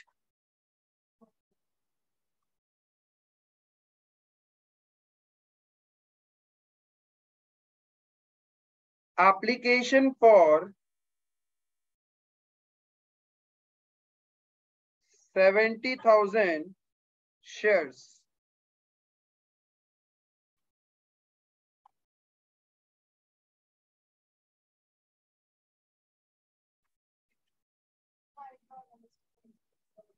mister B जिसको 3000 shares allot हुए थे, उसने अपना सारा का सारा पैसा अलॉटमेंट में ही दे दिया।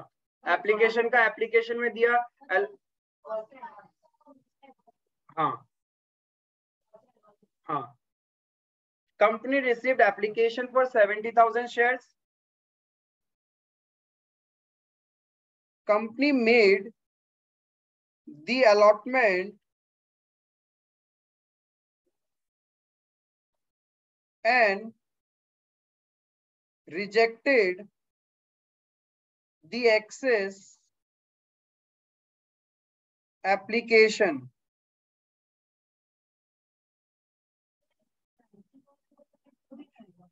नहीं, वो चेक नहीं करना, वो जस्ट आपको थ्योरेटिकल पॉइंट ऑफ व्यू से ध्यान रखना।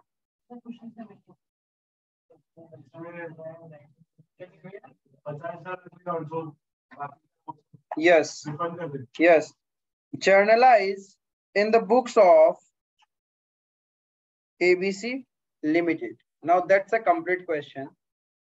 And इस एक क्वेश्चन से आपका इश्यूरेट बार का जितने भी कैटेगरीज ऑफ क्वेश्चंस हो, आप सब कर सकते हो। करो, I give you 10 minutes time, self करने का कोशिश करो। कुछ बेसिक चीज ध्यान में रखना जब आप शेयर्स का क्वेश्चन करते हो, ये आपका हैबिट डेवलप होना चाहिए, ठीक है। पहला बात है, एग्जाम के अंदर में जब भी जर्नल का क्वेश्चन आएगा, यू शुड मेंशन किसके बुक्स में आप कर रहे हो, ठीक है। देन मेंशन कि हाँ जर्नल एंट्री कर रहे हैं, ओके फाइन। देन ये जो ब्रेकअप है, हमेशा इसको सॉल्यूशन का टॉप में लिख लिया करो, बिकॉज बार बार अपने पास एग्जाम में टाइम नहीं है कि हम क्वेश्चंस को देखें, राइट। तो ये वाला पार्ट आप अपने फेस के सामने रखा करो, यानी सॉल्यूशन के पार्ट में टॉप में लिख दो, ताकि आपको कंफ्यूजन नहीं होगा कि मेरा एप्लीकेशन में कितना था, अलॉटमेंट में कितना है, फर्स्ट कॉल में कितना और फाइनल कॉल में कितना है। क्लियर है? बेसिक चीज एक तो हमेशा ये रहेगा, ऐसे करके आप लिखोगे। थर्डली, जितना भी जर्नल एंट्री आप शेयर्स के चैप्टर में करोगे, उसमें आप साइड कैलकुलेशन करने का आपका प्रैक्टिस होना चाहिए। बिकॉज इफ आप ऐसा करते हैं, बाय चांस आप यहाँ कुछ गलत लिख के आ जाते हो, जीरो कम या ऊपर नीचे हो जाता है, there is a probability examiner सिर्फ इसको देख के मार्क्स दे दे आपका। क्यों नहीं होगा? डेट के कॉलम में डेट डालना ही नहीं है आपको, यूज करो उस जगह को। प्रॉब्लम क्या है? आई बात समझ में? तो इससे आपका भी कंफ्यूजन क्लियर हो जाएगा कि कितने नंबर ऑफ शेयर्स में किस वैल्यू को मल्टीप्लाई करना है। आई बात समझ में? तो ये कुछ चीजें अपने को डेवलप करना है। देखो, सबसे पहले एप्लीकेशन मिला, तो एप्लीकेशन टोटल 70,000 मिला, तो जब मिलता है तब तो पूरा रिसीव करेंगे। 70,000 इंटू 3 करके bank account debit to share application. Then फिर हम लोग को ट्रांसफर एंट्री करना होता है। इतने नंबर ऑफ एप्लीकेंट्स को हम क्या कर रहे हैं, सिर्फ 50,000 शेयर्स अलॉट कर पाएंगे। तो टू शेयर कैपिटल, जितनों को शेयर्स दे दिया, अब उनका नाम क्या हो जाएगा, कंपनी में मालिक बन गए वो, शेयर कैपिटल। बाकी सबको अपन क्या करेंगे, रिफंड कर देंगे। तो to bank account 20,000 into 3। Then allotment money due करेंगे। अलॉटमेंट मनी जितने नंबर ऑफ शेयर होल्डर्स है उतने का ड्यू होगा। 50,000 शेयर होल्डर, 2 रुपए करके अलॉटमेंट में मंगवाना है, तो share allotment account debit to share capital. Then allotment money receive होगा। अब क्वेश्चन क्या बोल रहा है, अलॉटमेंट के साथ में एक शेयर होल्डर ऐसा है जो अपना फर्स्ट एंड फाइनल कॉल दोनों पैसा अभी दे रहा है, ठीक है। तो मेरे पास अलॉटमेंट में तो कोई एरियर है नहीं, मतलब 50,000 से ड्यू किया उतना सबको मिल गया पैसा, प्लस एक शेयर होल्डर कौन, जिसके पास 3,000 शेयर्स है, वो मेरे को first and final call money दोनों दे रहा है। फर्स्ट कॉल में कितना रुपए मंगवाना है, 3 रुपए, फाइनल कॉल पे 2 रुपए, मतलब 5 रुपीज पर शेयर वो मुझे आज ही दे रहा है। तो 3,000 इंटू 5, तो बैंक में टोटल इतना पैसा आएगा। उसमें से रिलेटेड टू अलॉटमेंट तो मेरा अलॉटमेंट में चला जाएगा, और जो एडवांस है वो मेरा कॉल्स इन एडवांस अकाउंट में एक लाइबिलिटी बन जाएगा। 3,000 into 5, then what you will do, call को ड्यू करोगे। कॉल तो सबसे ड्यू होगा, चाहे किसी ने एडवांस दिया है चाहे किसी का एरियर है, उससे फर्क नहीं पड़ता। तो share first call account debit to share capital, 50,000 share holders है, 3 रुपए करके मेरा कॉल मनी था, तो सबसे ड्यू होगा। अब रिसीव एंट्री में ध्यान में रखना है, टोटल 50,000 से आपने ड्यू किया, उसमें से 3,000 तो पहले ही दे चुके हैं और 5,000 वाले एरियर कर रहे हैं। दैट मींस बचे हुए रिमेनिंग 42,000 वो तो आपको पूरा अलॉटमेंट मनी दे रहे हैं, फर्स्ट कॉल मनी दे रहे हैं, तो उतना पैसा मेरे बैंक में आएगा 42,000 इंटू 3। जिन्होंने नहीं दिया उसको अपन क्या बोलेगा, कॉल्स इन एरियर, तो कॉल्स इन एरियर 5,000 इंटू 3। और जिन्होंने पहले ही दे रखा था वो लाइबिलिटी था, बट अब तो वो एडजस्ट हो जाएगा ना इसके साथ में, तो कॉल्स इन एडवांस अपना क्या हो जाएगा, डेबिट 3,000 इंटू 3। क्लियर है। बाद में क्या करना था, फाइनल कॉल को ड्यू करना है, तो फाइनल कॉल भी किससे ड्यू कर, सारा शेयर होल्डर जितने हैं 50,000 इंटू 2, वहां पे भी क्या हो रहा है, आउट ऑफ 50,000 3,000 का तो एरियर है, एडवांस है, एंड 5,000 का एरियर है, तो बचे कितने 42। तो 42 वाले मुझे पूरा पेमेंट कर देंगे, और जिन्होंने एडवांस दे रखा है उसका अपन यहाँ पे एडजस्ट करेंगे, और जिसका एरियर है वो कॉल्स इन एरियर में रहेगा। To share final call, credit the giver. आई बात समझ में। इस तरीके से अकाउंटिंग एंट्री करते हैं when shares are issued at par. यहाँ पे मैंने सब केसेस कवर कर लिए जहां पे आपका ओवर सब्सक्रिप्शन भी हो गया, हाँ एक प्रोराटा नहीं किया अभी, ठीक है, ओवर सब्सक्रिप्शन का केस भी कवर कर लिया, प्लस कॉल्स इन एडवांस और कॉल्स इन एरियर का भी केस कवर किया है।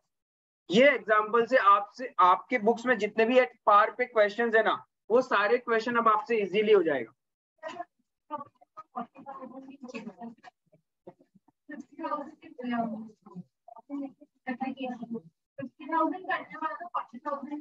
तो 40,000 से होगा सारा कहानी, कुछ नहीं करेगा, कंपनी के पास ही पड़े हैं वो शेयर्स। अरे तो कुछ नहीं करना, वो तुम्हारे दुकान में पड़ा है। जैसे सपोज तुमने क्या किया, तुम्हें अपने शॉप में 50 मोबाइल फोन सेल करना है, अब बिके ही 40 है, तो 40 का ही एंट्री करेंगे ना, वो 10 पड़े हमारे पास अभी भी। क्लियर है, समझ में आया। किसी को डाउट है when shares are issued at par में कैसे क्या अकाउंटिंग एंट्री करनी है, क्या कैलकुलेशंस करना है, किसी को डाउट है तो पूछ सकता है अभी भी, किसी को भी doubt, anyone having doubt, no doubt, तो 5 मिनट का ब्रेक, फिर प्रीमियम वाला पार्ट करेगा।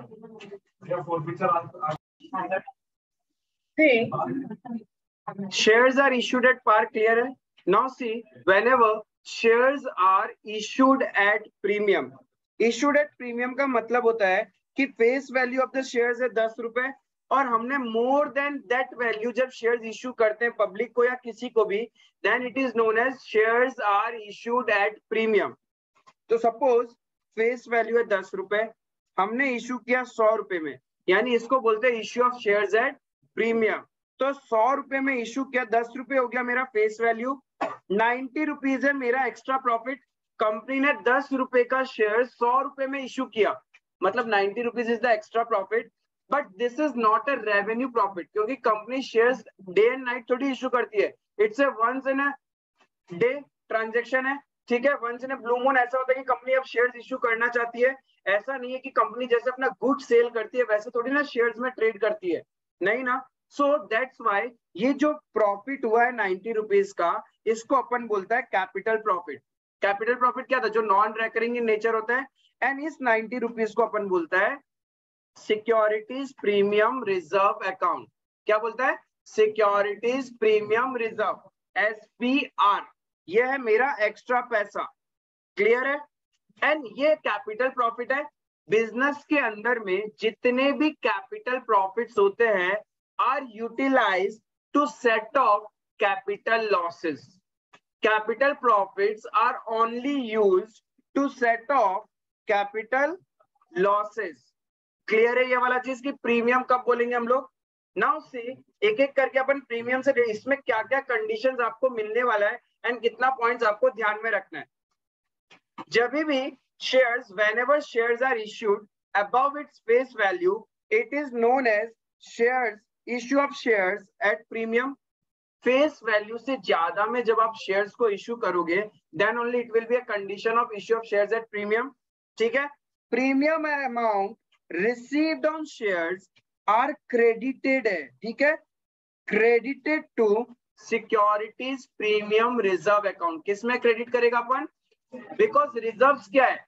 Reserves are the liability of the business. और सारा लायबिलिटी बिजनेस में क्रेडिट होता है. That's why securities premium reserve कहां जाएगा. क्रेडिट होगा. क्लियर है ये जर्नल एंट्री में. अब इसको बैलेंस शीट में भी शो करना है. तो हमने बैलेंस शीट में पढ़ा था सरम as for share capital R for reserves and surplus. तो ये एक रिजर्व है ना. तो किसमें जाएगा. रिजर्व्स एंड सरप्लस में. मेन हेडिंग क्या है. Shareholder fund. Shareholder fund के अंदर में था ना रिजर्व्स एंड सरप्लस. तो क्या करेंगे. SPR is shown under the heading shareholder fund सब हेडिंग रिजर्व्स एंड सरप्लस. आई बात समझ में. एसपीआर एक कैपिटल प्रॉफिट है इसलिए ये सिर्फ यूटिलाइज होगा to set off capital losses. लेकिन इस पैसे को कहां कहां यूज करना है वो अंडर सेक्शन 52 सब सेक्शन 2 में मेंशन है. आप इस सेक्शन के अंदर में अंडर सेक्शन 52 सब सेक्शन 2 इस सेक्शन के अंदर में जो कंडीशंस दिया गया है एसपीआर का पैसा ओनली एंड ओनली उसी पर्पस के लिए यूज हो सकता है. It can not be use other than that. ठीक है. 52 सब सेक्शन 2 में नॉर्मली कंपनीज एक्ट का जितना भी डेफिनेशन बना हुआ है वो 2 में. क्लियर है. और इसके अंदर टोटल 5 पॉइंट है. टोटल 5 पॉइंट है. दैट्स व्हाई सेक्शन बन गया 52. ठीक है. 52 sub section 2 of the companies act 2013. तो ये सेक्शन याद रखोगे वेल एंड गुड. ऑब्जेक्टिव में मिल सकता है. इजी है. 2 में सारा डेफिनेशन होता है हर एक के बारे में एंड इसमें 5 पॉइंट्स है इसलिए 52 हो गया ये. तो 52 subsection 2 is the section where conditions to utilize securities premium reserve is given. अब ये 5 कंडीशन क्या क्या है. पहला बात एसपीआर इज फिर से बता रहा हूँ एसपीआर इज कैसा प्रॉफिट है. कैपिटल है या रेवेन्यू. तो किसमें यूज होगा ये. To set off capital losses यानी रेवेन्यू लॉसेस में यूज नहीं कर सकते हम लोग उसको. तो ये जो 5 है ना ये सारे पांचों के पांचों मेरे बिजनेस के कैपिटल लॉसेस है. जैसे कि number 1 for writing off preliminary expenses. Now what do you mean by preliminary expenses. Business start करने से पहले यानी बिजनेस इनकॉर्पोरेशन से पहले जो एक्सपेंसेस होते हैं उसको अपन बोलता है प्रिलिमिनरी एक्सपेंसेस. ठीक है. बिजनेस के जितने भी प्रिलिमिनरी एक्सपेंसेस होंगे it is written off in the year of incorporation. लिख के रखना for writing off preliminary expenses. नीचे लिखना preliminary expenses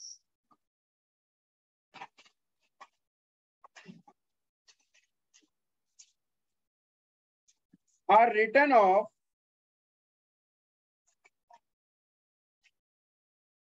in the preliminary expenses are written off in the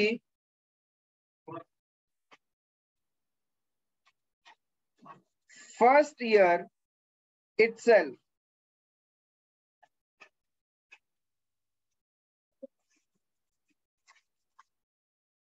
पहले साल ही हम लोग पूरा का पूरा जितना भी पैसा है राइट ऑफ कर देंगे. क्लियर है. और राइट ऑफ करने के लिए पैसा कहाँ. राइट ऑफ करने का मतलब बुक से हटाना. सो ये खर्चा है एक्सपेंसेस. एक्सपेंसेस को राइट ऑफ करने के लिए प्रॉफिट चाहिए तो कौन सा पैसा यूज करेंगे. सिक्योरिटीज प्रीमियम रिजर्व सबसे पहले. ठीक है. फर्स्ट प्रायोरिटी किसको देंगे.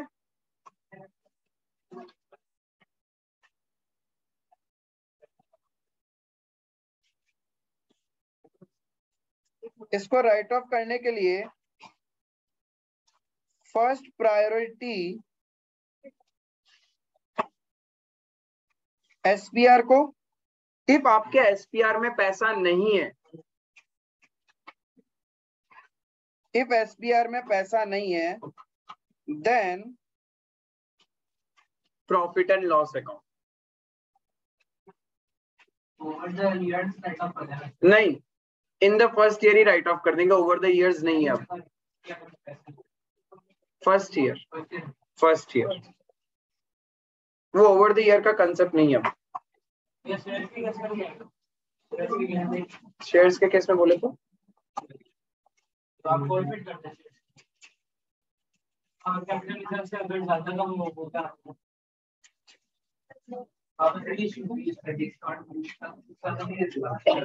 फॉरफीचर से ज्यादा तो दे ही नहीं सकते हैं, तो वहां नुकसान होगा ही नहीं वैसे भी कंपनी को। ठीक है, तो पहला point under section 52 sub section 2 में क्या लिखा? For writing off preliminary expenses. और प्रिलिमिनरी एक्सपेंसेस क्या होते हैं? कंपनी इनकॉर्पोरेट करने से पहले के जो एक्सपेंसेस होते हैं उसको अपन बोलते हैं preliminary expenses. Second point, for writing of the expenses commission discount on issue of shares और डिबेंचर्स। यानी जब आप कोई भी शेयर्स या डिबेंचर इश्यू करते हैं तो बहुत सारा खर्चा करना पड़ता है, डॉक्यूमेंट्स बनाने पड़ते हैं, प्रोस्पेक्टस बनवाना पड़ता है, बहुत सारे लीगल डॉक्यूमेंट्स होते हैं। ठीक है, तो वो एक्सपेंसेस कमीशन देना पड़ता है, जैसे underwriter commission. Sometimes we give discount also. ठीक है, डिस्काउंट शेयर्स के केस में तो नहीं होगा बट डिबेंचर्स के केस में होता है, राइट? तो वो सारा कैपिटल लॉसेस जो है can be set of with securities premium reserve. Clear है? ये सारे कैपिटल लॉसेस है। क्या था point number 1? For writing of, number 2 for writing off expenses commission discount on issue of shares और डिबेंचर्स। क्लियर है? Number 3 for issue of fully paid bonus shares. Fully paid bonus shares का मतलब हम लोग क्या कर रहे हैं? एग्जिस्टिंग शेयर होल्डर को फ्री में एक्स्ट्रा शेयर्स दे रहे हैं। कंपनी ने शेयर्स दे दिया फ्री में, शेयर होल्डर के लिए तो फायदा है बट कंपनी का तो लॉस है ना, बिकॉज कंपनी का क्या होगा? कैपिटल इंक्रीज हो जाएगा, वो पैसा आएगा कहां से? कंपनी को बियर करना पड़ेगा। Then such losses are written off with securities premium reserve. जब भी कंपनी बोनस शेयर इश्यू करती है तो वो बोनस शेयर का पैसा कहां से आ सकता है? सिक्योरिटीज प्रीमियम रिजर्व से, उसको अपन यूज कर सकते हैं। क्लियर है? Thirdly, for providing premium on redemption of preference shares और डिबेंचर्स। प्रीमियम का मतलब एक्स्ट्रा, रिडम्पशन का मतलब रीपेमेंट करना। प्रीमियम का मतलब एक्स्ट्रा, रिडम्पशन का मतलब रीपेमेंट करना। किसको रीपे कर रहे हैं हम? प्रेफरेंस शेयर्स या फिर यहाँ इक्विटी शेयर्स नहीं है। इक्विटी शेयर्स कभी प्रीमियम में रिडीम नहीं होता, वो तो मालिक है। ठीक है, रिडम्पशन किसका होता है? मालिक का कभी रिडम्पशन नहीं है, इक्विटी वालों का। प्रेफरेंस वालों का रिडम्पशन होता है, हमने इयर्स लिखा था। ठीक है, एंड डिबेंचर्स वालों का भी आफ्टर सर्टेन फिक्स पीरियड उनको रीपेमेंट हमें करना होता है, राइट? तो बोलता है सपोज आपने डिबेंचर्स इशू किया 100 रुपीज में, इशू किया पब्लिक को 100 में, बट जब आप उनको रीपे करोगे यू विल रीपे 120, तो ये 20 रुपीज एक्स्ट्रा देना पड़ेगा ना फ्यूचर में, उसी को बोलते हैं प्रीमियम ऑन रिडम्पशन। तो ये कंपनी के लिए एक लॉस है। 100 रुपए में इशू किया और रीपेमेंट करेंगे 120, वो कंडीशंस बाद में। क्यों? इसलिए कंपनी को पैसा चाहिए, बस लालच देना है ताकि तुम कंपनी के डिबेंचर्स में इन्वेस्ट करो। ये लोन ही तो और हाँ, तो लोन में जो इंटरेस्ट है भी देना ही होता है। Interest is different, face value का एक्स्ट्रा देना इज डिफरेंट। इंटरेस्ट तो देंगे एवरी ईयर, मैच्योरिटी डेट पे जो फेस वैल्यू है ना उससे ज्यादा तुमको पैसा मिलेगा। Face value always calculated on the face value. तो अभी जब एग्जांपल दिया तो उसका 100 में इंटरेस्ट इंक्लूडेड कर दिया। नहीं, 100 इज द फेस वैल्यू, उस पे एवरी ईयर तुमको इंटरेस्ट तो मिलेगा ही, बट जब मैच्योरिटी डेट आएगा तब तुमको 100 की जगह कंपनी तुमको 120 पे करेगी। तुमने कंपनी को 100 रुपीज का लोन दिया लेकिन कंपनी तुमको मैच्योरिटी डेट पे 120 रीपे करेगी, तो कंपनी तुमको 20 रुपीज एक्स्ट्रा दे रही है, it's a loss for the company. तो इस कैपिटल लॉस को सेट ऑफ कर सकते हैं through my securities premium reserve. ठीक है, then last point for buyback of its own shares, ठीक है, शेयर्स एंड सिक्योरिटीज लिख लो।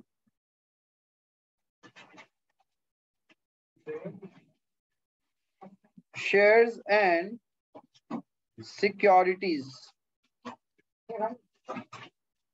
कंपनी खुद ही अपने शेयर्स वापस खरीद रही है। एक बात बताओ, कंपनी जब वापस अपना शेयर्स खरीदना चाहेगी तो क्या आप सस्ते में बेचोगे क्या? कंपनी को क्या करना पड़ेगा? मार्केट रेट से ज्यादा ही ऑफर करना पड़ेगा। If market price of the share is 200 and company आपको बोले कि मेरे को बेच दो 150 में, बेचोगे क्या?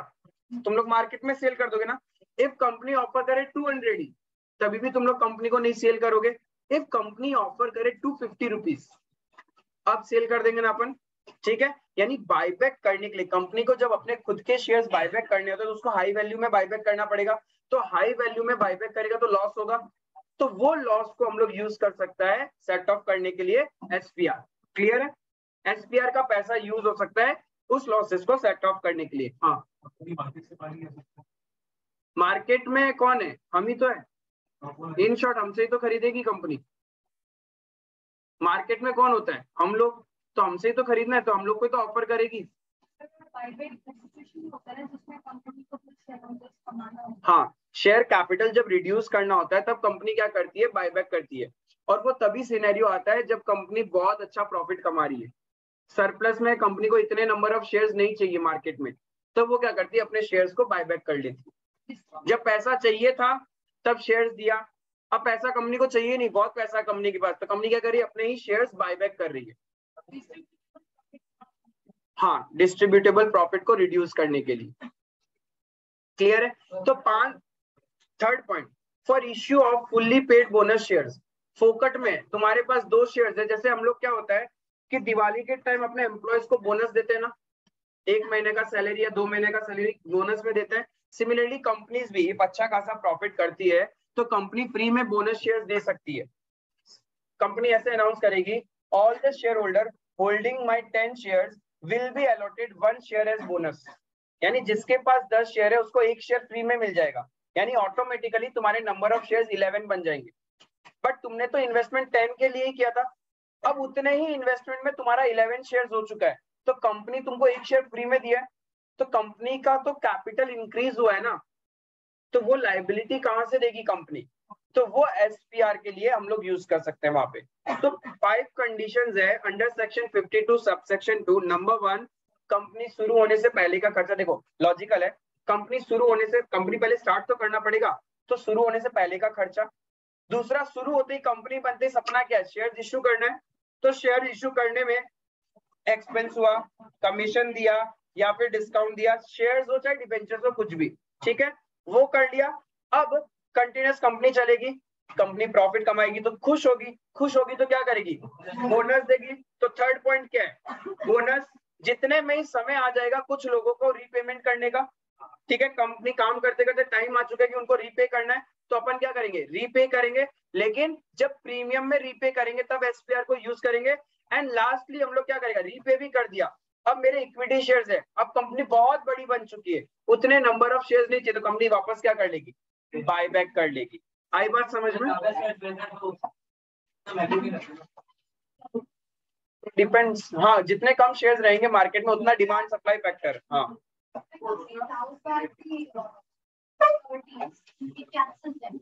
यस,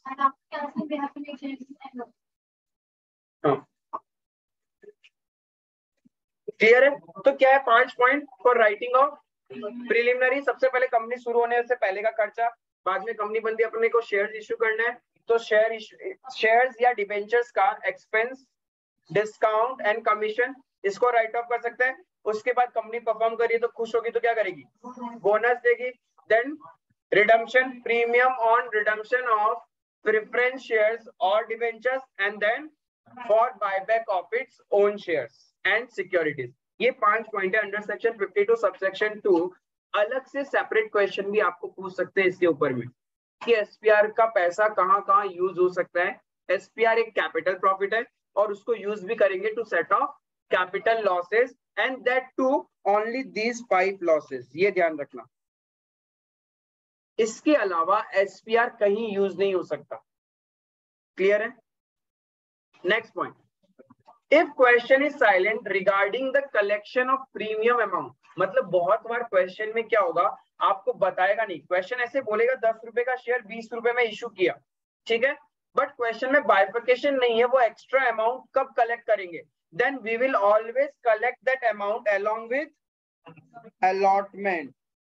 इफ क्वेश्चन साइलेंट है, बताया नहीं कि प्रीमियम का पैसा किसके साथ कलेक्ट करना है, तो हमेशा किसके साथ कलेक्ट करेंगे अपन, अलॉटमेंट ड्यू के साथ, ठीक है, अलॉटमेंट मनी के साथ। हाँ, क्वेश्चन ने नहीं बताया एप्लीकेशन के साथ है, अलॉटमेंट के साथ या कॉल के साथ, तो हम लोग हमेशा क्या एज्यूम करेगा, अलॉटमेंट के साथ, ठीक है। एक बार कंपनी को प्रीमियम का पैसा मिल गया, उसके बाद कंपनी रिफंड नहीं करती है, हो गया काम खत्म। फिर चाहे कंपनी उस शेयर्स को फॉरफिट भी कर ले, तभी भी रिफंड नहीं होगा। लेकिन इफ शेयर्स इश्यू ही नहीं किया, आपने एप्लीकेशन में प्रीमियम दिया और आपको शेयर्स अलॉट ही नहीं हुए, तब आपको पूरा पैसा रिफंड मिलेगा। शेयर्स इश्यू होने के बाद इफ कंपनी के पॉकेट में आपने प्रीमियम का पैसा डिपॉजिट किया है ना, वो आपको कभी रिटर्न नहीं मिलेगा। लेकिन आपको शेयर्स अलॉट ही नहीं हुआ, ठीक है, आपको शेयर्स अलॉट ही नहीं हुआ। जैसे कि सपोज एग्जांपल आपने लिया था कि इंटरनेशनल मैच होने वाला है, तो तुमने क्या किया, एक ब्रोकर को 500 रुपए की टिकट के लिए 1000 रुपीज दे दिया, ठीक है, एक ब्रोकर पकड़ा, 500 रुपए की टिकट के लिए आपने 1000 दिया, बट वो टिकट ही नहीं दिया, तो वापस रिफंड कितना लोगे उससे, अरे पूरा 1000 लेंगे, पूरा 1000 लेंगे, क्यों 500 लेंगे, अरे वो टिकट देता तब तो हम उसको एक्स्ट्रा देते ना, उसने टिकट दिया ही नहीं। नाउ सेकंड एग्जांपल, आपने क्या किया, फिर से नया ब्रोकर पकड़ा, 500 रुपए का टिकट था, आपने उसको 2000 पे किया एंड उसने आपको टिकट दे दिया, बाय चांस मैच कैंसिल हो गया, तो कितना पैसा आपके पास आएगा, 500, यानी गया प्रीमियम। आई बात समझ में, क्लियर है प्रीमियम वाला फंडा। तो प्रीमियम एक बार कंपनी को रिसीव हो जाता है, then it is not reverse और refunded at the time of मतलब जब हम उसको शेयर्स को फॉरफिट करें ना, शेयर होल्डर बोलेगा मैंने तो पैसा दिया ना एक्स्ट्रा, वो मुझे वापस दो, आप तो शेयर होल्डर का नाम भी हटा रहे हो और मेरे को पैसा भी नहीं दे रहे, नहीं मिलेगा, ठीक है, क्लियर है। इफ कोई भी एरियर है, बाय चांस क्या किया हमने, प्रीमियम को देने में एरियर कर दिया, कंपनी ने कॉल किया था बट हमने पे नहीं किया, तो हमारा प्रीमियम में एरियर है, तो फॉरफीचर के टाइम वो एरियर भी रिवर्स होगा। इस पॉइंट को अपन डील करेगा फिर से जब अपन शेयर फॉरफीचर सीखेगा, इस पॉइंट को तभी डील करेगा जब अपने शेयर फॉरफीचर सीखने वाले हैं। पॉइंट नंबर 1 से लेके 7 तक कोई डाउट है क्या, एक बार फिर से एसपीआर के प्रोविजंस बताना। टिकट्स वाला एग्जांपल ऐसा था कि सपोज देखो एग्जांपल, मिस्टर ए है, उसके पास 100 शेयर्स है, ठीक है,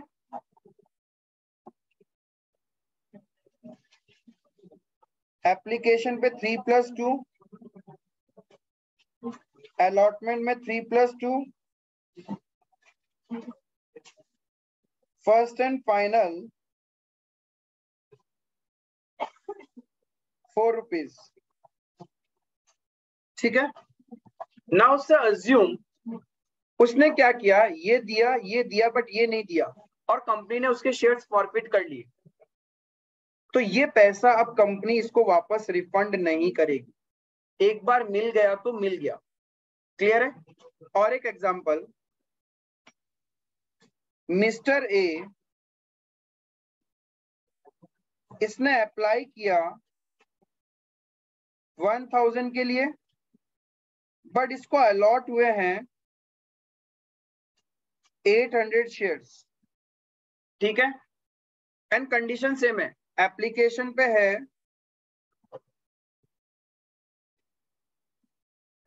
3+2, allotment 3+2, first and final call में मंगवाएगी कंपनी 4 रुपए, तो 10+4। नाउ सी अप्लाई किया 10,000 के लिए, यानी एप्लीकेशन के टाइम कितना पे किया होगा इसने, 10,000 into 5, सॉरी 1000, तो 1000 इंटू 5, लेकिन उसको शेयर्स अलॉट कितने हुए हैं? तो यानी जितना एक्सेस एप्लीकेशन है वो तो पैसा रिफंड करना पड़ेगा ना। तो यहाँ पे कंपनी कितना रिफंड करेगी? रिफंड कितना करेगी? 200 इंटू 5, मतलब प्रीमियम का पैसा भी रिफंड हो जाएगा। क्यों? बिकॉज यहाँ तो शेयर्स दिए ही नहीं ना। ठीक है, अब बचे 800 शेयर्स अलॉट किया, रिमेनिंग शेयर्स के लिए उसने क्या किया? ये दे दिया, ये नहीं दिया, ये नहीं दिया, और कंपनी ने शेयर्स फॉरफिट कर लिए। तो अब ये 2 रुपए आ गया ना कंपनी के पॉकेट में, शेयर इशू तो कुछ नहीं होना इसका, बस खत्म। सिक्योरिटीज प्रीमियम रिजर्व में ये पैसा चला गया, अब उसको वहां से कोई नहीं छेड़ेगा, except the conditions given under section 52 subsection 2। आया समझ में? 5 पॉइंट क्या क्या था 52 सबसेक्शन 2 का?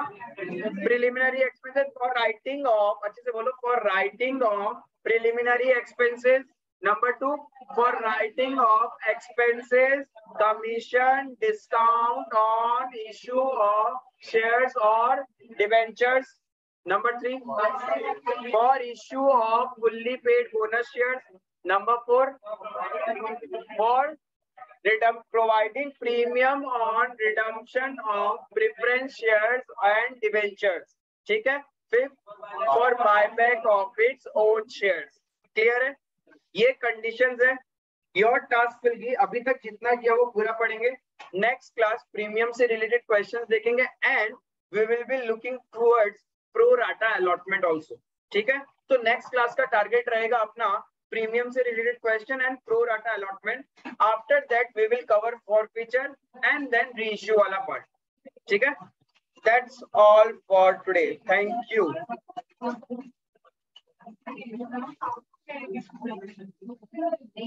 Wow.